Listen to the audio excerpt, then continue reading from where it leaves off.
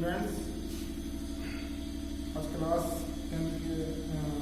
इस क्लास में social science की इस क्लास में चैप्टर नंबर 4 में जो है लेक्चर नंबर 9 के माध्यम से आज आपको विस्तृत पैमाने पर उत्पादन और उपभोग के बारे में अध्ययन कराना है कि प्रथम विश्व युद्ध के बाद अमेरिकी अर्थव्यवस्था कैसे बढ़त हासिल किया और बहुत ही बड़े पैमाने पर उत्पादन किया विभिन्न वस्तुओं का और उसका उपभोग कैसे, इसके बारे में हमें आज जो है पढ़ना है।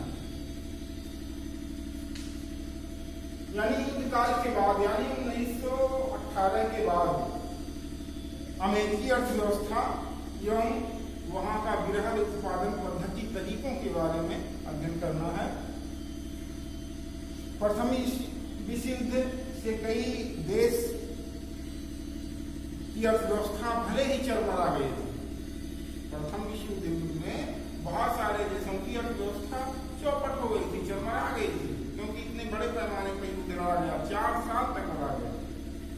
बहुत से देश जो है उनकी अर्थव्यवस्था बहुत ही खराब हो गई, दयनीय हो गई। लेकिन एक देश अमेरिका था जिसकी अर्थव्यवस्था पर कोई प्रभाव नहीं पड़ा।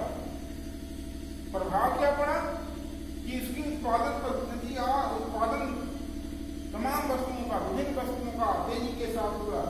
अर्थव्यवस्था वहां की मजबूत, अमेरिका की कैसे मजबूत हुई, वहां की अर्थव्यवस्था, उसके बारे में अध्ययन करना है। उत्पादन कैसे इतने बृहद पैमाने पर हुआ वहां पर, उन पद्धतियों उन तरीकों का अध्ययन करना है।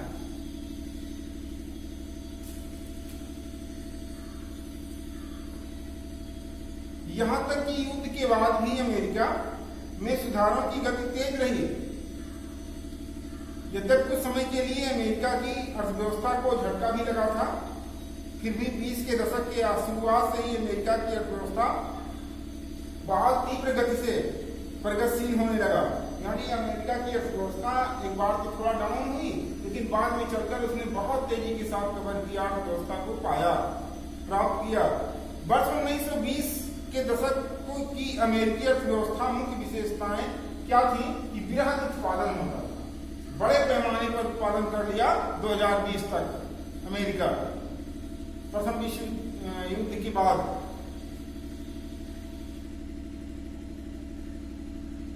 कार निर्माता, कार जो कि हम चलते हैं उससे, तो कार निर्माता हेनरी फोर्ड वृहद उत्पादन के विख्यात प्रेरणाता थे।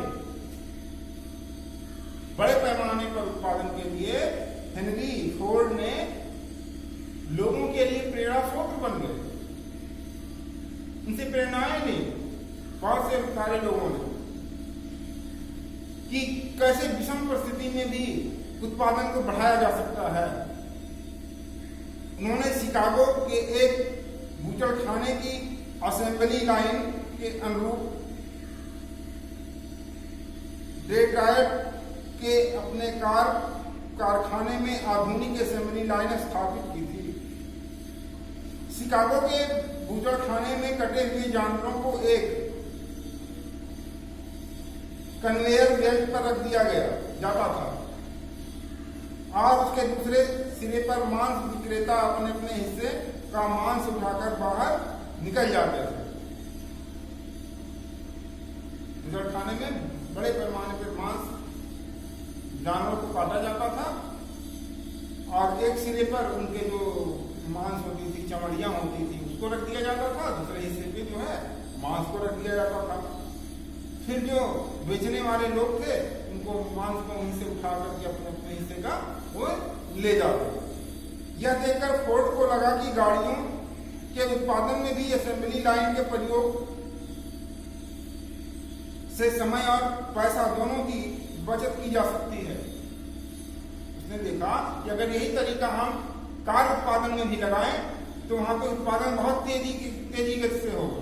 जैसे कि बड़ी मशीनों के द्वारा बूचड़खानों में जानवरों को कटाई हो जा रहा है और एक तरफ जो है चमड़ी रख दिया जा रहा है और भी चीजें रख दी जा रही हैं, दूसरी तरफ मांस रख दिया जा रहा है और लोग आ रहे हैं अपने जो है जितना जिसको जरूरत है उतना ले लेके ना जा रहे हैं। लेकिन वही काम अगर वहाँ किसी आदमी के द्वारा, एक आदमी के द्वारा सप्लाई लगा के दिया तो बहुत समय लग जाता। तो यही तरीका उसने अपनाया, किसने? हेनरी फोर्ड ने।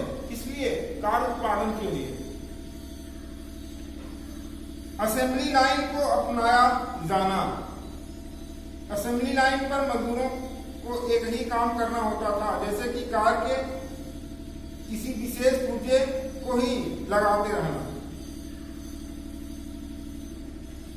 और असेंबली लाइन में जिस तरह जानवरों के बारे में वहां मांस बिक्री हो रहा था, उसी तरह हेनरी फोर्ड ने क्या किया, उसने कहा कि एक मजदूर केवल एक ही पुर्जा लगाएगा गाड़ी का, और वही मजदूर जो है हर गाड़ियों में एक ही काम करेगा, खाली दूसरा कोई काम नहीं करेगा। बहुत सारे पुर्जे होते हैं गाड़ियों में, कारों में बहुत सारे पुर्जे होते हैं। तो एक एक पुर्जे का एक एक स्पर्ट कर दिया, रख दिया और कहा कि आप एक चीज ही करते जाइए, उसमें मास्टर हो जाइए। काम की गति इस बात से तय होती थी कि वे कन्वेयर बेल्ट किस गति से चलती है। कन्वेयर बेल्ट का मतलब है उस बेल्ट पे बहुत सारे कार के बहुत सारी जो है पुर्जे रख दिए जाते थे और वो बेल्ट ऐसे चलता जाता था, ऐसे चलता जाता था, लाइन से लगे हुए हैं इधर उधर, और जिसका जो पुर्जा है बेल्ट चला और बेल्ट के सामने आप आए, आपका पुर्जा आपको लगाना है, आप वहां से पुर्जा उठा लिए लगा दिए। फिर वहां के लोग वहां दूसरा रख दिया गया, उनके सामने वो चीज वो पुर्जा आ गया, उठा के लगा दिया। इस तरह से वो बेल्ट पे रख देता था पूरा सामान और बेल्ट चलता जाता था लोगों तक, और लोग अपने अपने हिस्से का पुर्जा उठाते जाते थे और कार में कसते जाते थे, बनाते जाते थे। तो बहुत ही आसानी हो गई। तो इस तरह से उसने ये तरीका अपना लिया कि वो तरीका हम कार के उत्पादन में भी लगाएंगे। हेनरी फोर्ड ने इस प्रणाली में काम की गति बढ़ाकर प्रत्येक मजदूर की उत्पादकता भी बढ़ाएगी कि प्रत्येक मजदूर ज्यादा से ज्यादा उत्पादन करेगा।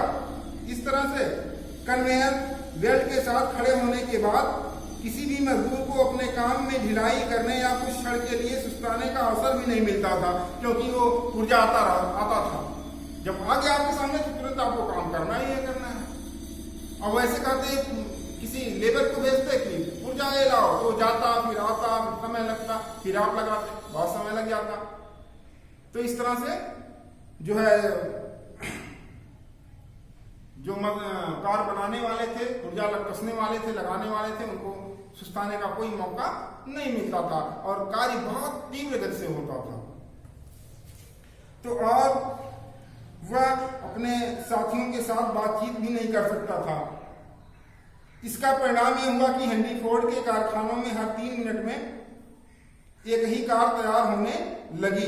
टी मॉडल नामक कार बृहद उत्पादन पद्धति में अपना पहली कार थी, यानी बड़े पैमाने पर इस कार ने उत्पादन किया। हेनरी फोर्ड ने इस तरह से ये विचारधारा, ये प्रणाली अपनाई, ये तरीका अपनाया कि कार का उत्पादन कैसे बढ़ाया जाए। असेंबली लाइन की गति में वृद्धि भी की गई। असेंबली लाइन की गति में भी वृद्धि की गई। आरंभ में फोर्ड फैक्ट्री के मजदूरों को असेंबली लाइन पर काम करने से बहुत अधिक थकान हो जाती थी, क्योंकि वे उसी गति को किसी भी तरह नियंत्रित नहीं कर पाते थे। इसलिए अनेक मजदूरों ने काम छोड़ दिया। इस चुनौती से निपटने के लिए फोर्ड ने जनवरी 1914 में मजदूरों का वेतन 2 गुना कर दिया। कहा कि हम वेतन उतना नहीं, अब 2 गुना आपको देंगे। अब 2 गुना जब वेतन मिलने लगा तो बहुत और भी तीव्र कैसे काम करने लगे कि हमको दुगना वेतन मेरा हो गया है, मैं ढिलाई नहीं बरतूंगा, अर्थात $5 प्रतिदिन कर दिया। साथ ही उन्होंने अपने कारखानों में ट्रेड यूनियन गतिविधियों पर भी प्रतिबंध लगा दिया ताकि मजदूर एकजुट ना हो सके। उन्होंने कहा कि हमारे जो है कंपनी में कोई जो है यूनियन नहीं चलेगा,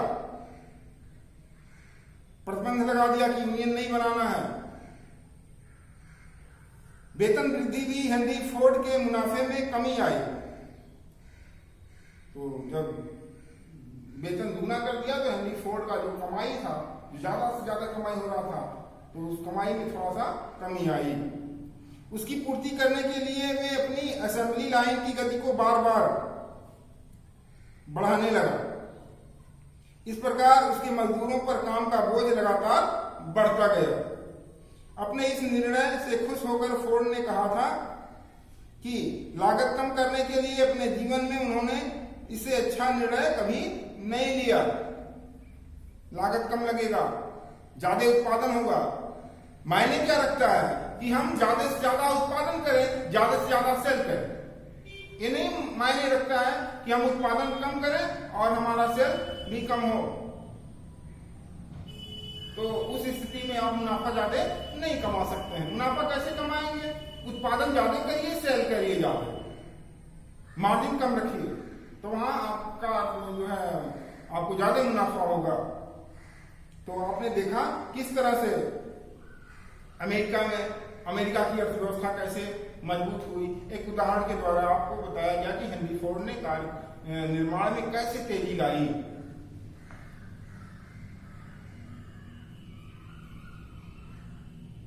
हेनरी फोर्ड ने जो तरीका बनाया, वृहद उत्पादन का तरीका बनाया, उसका पूरे यूरोप और अमेरिका के जनजीवन पर क्या प्रभाव पड़ा। उसके तरीके अमेरिका में प्रचारित हुए, यूरोप में भी प्रचारित हुए और वहां के लोगों को प्रभावित किया। क्या प्रभावित किया कि हेनरी फोर्ड ने जिस उत्पादन पद्धतियों का उपयोग करके अपने कार उत्पादन को बढ़ाया था, वे उत्पादन पद्धति जल्दी ही सारे अमेरिका में फैल गई। वो तरीका जल्दी से पूरे अमेरिका के लोगों ने अपना लिया। यहां तक कि वर्ष 2020 में यूरोप के देशों में भी इस पद्धति की व्यापक नकल कर ली गई। यूरोप वाले भी नकल कर लिए इस तरीके को कि ऐसे वहां हो रहा है, यहाँ ऐसे हम भी करें, हमारा भी उत्पादन बहुत तेजी से बढ़ जाएगा, हमारे देश की हमारी अर्थव्यवस्था बहुत मजबूत हो जाएगी। पद्धति उत्पादन के समय और से ही दोनों ही दृष्टिकोणों से अभियांत्रिक वस्तुओं के उत्पादन के लिए बेहद किफायती था। उच्च वेतन मिलने के कारण अब बहुत सारे मजदूर भी कार जैसी टिकाऊ उपभोक्ताओं वस्तुओं को खरीद सकते थे। अमेरिका में कार का उत्पादन बढ़ गया इस तरह से बहुत तेजी से। तो अमेरिका के जनजीवन पर क्या प्रभाव पड़ा? आपने देखा कि उत्पादन इतनी तेजी से बढ़ गया, खरीदार भी बहुत ज्यादा लोग हो गए, लोगों को सस्ते मूल्य पे कार मिलने लगा, ज्यादा लोग कार खरीदने लगे। वर्ष 1919 तक अमेरिका में 20 लाख कार प्रतिवर्ष का उत्पादन किया जाता था, जो 10 वर्ष बाद 50 लाख कार प्रतिवर्ष उत्पादन किया जाने लगा। इसी तरह इलेक्ट्रॉनिक वस्तुओं की खरीदारी में भी बहुत भारी मात्रा में उछाल आया।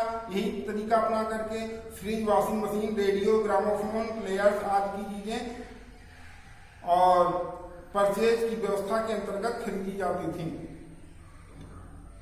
अर्थात लोग ये सारी चीजें कर्ज पर खरीदते थे, किस्त पे खरीद लेते थे और उनकी कीमत साप्ताहिक या मासिक किस्तों में चुका गए थे।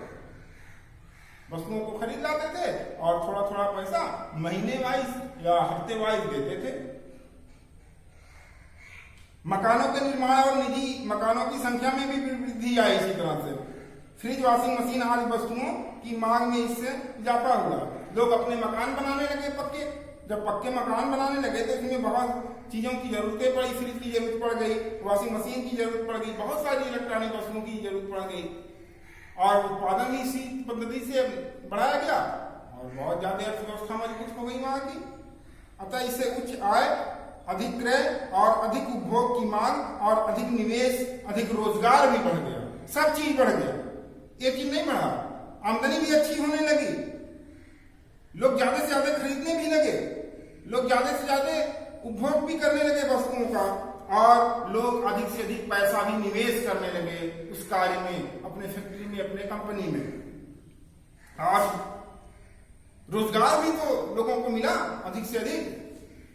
तो आपने देखा कि किस तरह से हेनरी फोर्ड ने पूरे यूरोप में, पूरे अमेरिका में हलचल मचा दी उत्पादन में, और उसके तरीके अमेरिका के सारे लोगों ने अपनाया, सारे पूंजीपति अपनाए, और यूरोप के बहुत सारे देशों ने उस तरीकों को अपनाया, उस पद्धति को अपनाया। तो आज के इस लेक्चर में बस इतना ही। कल के लिए फिर और भी चीजें बताई जाएंगी। Thank you.